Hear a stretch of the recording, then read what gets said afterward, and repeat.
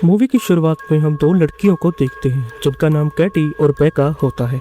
बेका बताती है, क्या तुमने उस शापित वीडियो टेप के बारे में पता है जिसे देखने के बाद लोग मर जाते हैं और वीडियो को देखने के बाद एक फ़ोन पर कोई 7 दिन का टाइम है, ये बोलता है। ये सुनकर कैटी बोलती है कि ये तुम्हें किसने बताया, क्योंकि वो टेप कैटी और उसके साथ के कुछ दोस्त देख चुके हैं और आज 7वां यानी आखिरी दिन था।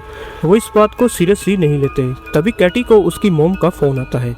बात करते टाइम उसके कमरे का टीवी ऑन हो जाता है। कैटी उसे बंद करती है और सीढ़ियों से ऊपर जाने लगती है। तभी कमरे से पानी निकल रहा था। जैसे ही कैटी दरवाज़ा खोलती है, एक टीवी जो वहाँ पहले से ऑन था उसे देखते ही वो मारी जाती है।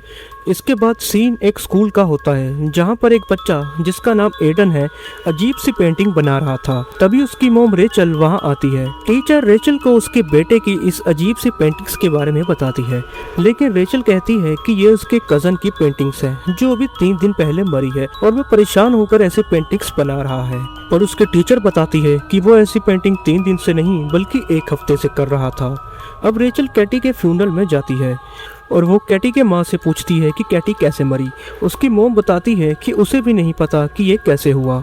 तो डॉक्टर ने कहा उसकी मौत हार्ट अटैक से हुई, लेकिन उसे इस बात पर यकीन नहीं। उसकी दोस्त बेका भी उस घटना के बाद पागल हो गई है। कैटी के दोस्त जिस किसी ने भी वो टेप देखी, एक ही टाइम रात 10 बजे सब मारे गए। कैटी के दोस्त रेचल को ये भी बताते हैं कि उस शेल्टर माउंटेन होटल में ये सब उस टेप को देखने के कारण हुआ है। अब रेचल भी उस होटल में जाने का फैसला करती है। वहाँ पहुंचकर वो उस टेप को देखती है जिसमें अजीब सी चीज़ें नज़र आ रही हैं। टेप के ख़त्म होने पर टेलीफोन बजता है। जैसे ही वो उसे उठाती है, किसी ने सिर्फ 7 दिन है ऐसा बोला और फ़ोन काट दिया। रेचल अपने बॉयफ्रेंड नोआ के पास आती है। वो उसे सब कुछ बताती है, लेकिन नोआ यकीन नहीं करता। तब रेचल उसे अपनी सारी ब्लर फेस वाली फ़ोटोज़ दिखाती है जो उसने खुद खींची है। ऐसा उस शाप के कारण होता है। नोआ उस टेप को देखता है। तभी फ़ोन आता है, लेकिन रेचल फ़ोन नहीं उठाती। तब नोआ और रेचल उस टेप को चेक करते हैं तो नोआ बताता है कि इस टाइम को कैमरा से कभी शूट ही नहीं किया गया। इसके बाद रेचल बेका से मिलने के लिए मेंटल हॉस्पिटल जाती है और पूछती है कि कैटी कैसी मरी, लेकिन बेका बोलती है कि उसे भी जल्द पता चल जाएगा क्योंकि कुछ दिनों में वो भी मारी जाएगी। अब रेचल दोबारा से टेप को देखती है जिसमें उसे एक लाइट हाउस नजर आता है। वो उस लाइट हाउस के बारे में रिसर्च करती है जिसमें उसे एक औरत नजर आती है जिसका नाम एना मॉर्गन है। यह औरत उस शापित टेप पे भी नजर आ चुकी है। उसे यह भी पता चलता है कि वो घोड़ों को पाला करती थी, लेकिन अचानक से उसके सारे घोड़े खुद ही मरने लगते हैं और परेशान होकर एक दिन एना मॉर्गन खुद ही सुसाइड कर लेती है। अब हम नोआ को एक शॉप पर देखते हैं। एक टीवी पर उसका फेस ही बस ब्लर नजर आता है। दूसरी ओर रेचल को एक सपना आता है जिसमें एक अजीब सी औरत उसका हाथ पकड़ लेती है और वो उठ जाती है, लेकिन उसके हाथ पर अभी भी निशान था। तभी एक कमरे से टीवी चलने की आवाज़ आती है और वो देखती है कि वहाँ पर उसका बेटा भी उस टेप को देख चुका है। तभी उसे नोआ का कॉल आता है। वो बताता है कि उसकी फोटोज भी ब्लर अब आने लगी हैं। अब रेचल एना मॉर्गन जहाँ रहती है वहाँ जाने का फैसला करती है, लेकिन शिप में जाते समय एक घोड़ा बेकाबू हो जाता है और रेचल के सामने शिप से कूदकर मर जाता है। अब रेचल एना मॉर्गन के पति से टेप के बारे में पूछती है, लेकिन वो उसे कुछ नहीं बताता। लेकिन उसे वीडियो टेप में दिखाया एक मिरर वहाँ मिलता है और नोआ हॉस्पिटल में एना मॉर्गन की जानकारी लेने के लिए वहाँ पर जाता है। वहाँ उसे पता चलता है कि वो अजीब चीजें देखा करती थी और वो माँ भी नहीं बन पा रही थी, लेकिन फिर भी समारा नाम की फाइल उसे वहाँ मिलती है। उसके पिता के कहने पर इलाज रोक दिया गया था और उसके बारे में टेप में बताया गया है। यहाँ रेचल एना के डॉक्टर से मिलने वहाँ जाती है। उसकी डॉक्टर कहती है कि उसे अजीब चीजें दिखती थी और उसे समारा को गोद लिया था। अब नोआ उस टेप को वहाँ के स्टाफ से मांगता है, लेकिन वो टेप वहाँ पर मौजूद नहीं होती।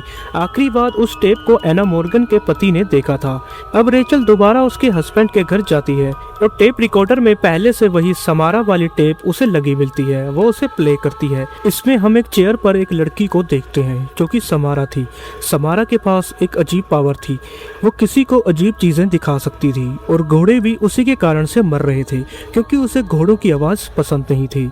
तभी एना मॉर्गन का हस्बैंड उसके पीछे से हमला करता है और वो टीवी को उठाकर ऊपर ले जाता है और बाथटब में टीवी और खुद को बिजली की तारों से जला देता है। अब नोआ वहां आ जाता है। अब वो घर से बाहर घोड़ों के शेल्टर में आते हैं जहां उसे एक जगह मिलती है। समारा को वहीं शेल्टर में रखा जाता था। तभी वो घोड़ों को मार देती थी। उसी जगह उन्हें दीवार पर एक पेड़ बना मिलता है। रेचल उस पेड़ को पहचान जाती है। दरअसल उसे वो पेड़ होटल के बाहर दिखा था। अगले दिन यानी 7वें दिन वो होटल की ओर निकलते हैं और 12 नंबर कमरे में जाते हैं। वो दोनों परेशान हैं क्योंकि आज आखिरी दिन था। तभी नोआ सामान को गिराने लगता है। तभी कुछ मार्बल एक साथ फ्लोर पर इकट्ठा हो जाते हैं। उस फ्लोर को निकालने के बाद वहाँ पर एक कुआं मिलता है। ये वही कुआं था जो वीडियो टेप में भी देखा गया था। तभी एक टीवी रेचल पर गिर जाता है और वो कुएं में चली जाती है। उस कुएं में उसे एक इंसानी नाखून मिलता है और एक हाथ पानी से निकलकर रेचल को पकड़ लेता है। तभी उसे समारा दिखती है जिसमें उसकी माँ उसे कुएं में फेंक रही थी। अब समारा की बॉडी रेचल के हाथों में आती है जो कि पूरी तरह गल चुकी है। रेचल को बाहर निकाला जाता है। अब पुलिस भी समारा की बॉडी को 1 हफ्ते के अंदर दफना देंगे। अब रेचल नोआ को बताती है कि वो कुएं में सिर्फ 7 दिन तक जिंदा थी, इसलिए उसका श्राप भी बस 7 दिन तक था। रेचल वापस अपने घर आती है और बेटे से कहती है अब सब कुछ ठीक हो गया, लेकिन उसका बेटा बोलता है कि कुछ ठीक नहीं हुआ, वो कभी नहीं रुकेगी। उसके बेटे के हाथ में अभी भी निशान है। अब रेचल नोआ के पास जाती है क्योंकि नोआ का आज लास्ट दिन था यानी कि 7वां दिन। तभी नोआ के टेबल पर एक रिंग नजर आती है। टीवी अपने आप ऑन हो जाता है और उसके अंदर से समारा की आत्मा निकलती है और नोआ को मार देती है। रेचल पूछती है कि मुझे क्यों नहीं मारा। तभी उसे एक कॉपी टेप दिखती है। दरअसल रेचल ने उस टेप की कॉपी बनाई थी और उसने उस टेप को नोआ को दिखाया था और समारा चाहती थी कि उसकी ये कहानी आगे बढ़ती रहे। तभी वो अपने बेटे से भी उस टेप की कॉपी बनवाती है और एडन पूछता है कि क्या अब हम इस टेप को किसी और को भी दिखाएंगे। इसके साथ ही ये मूवी खत्म होती है।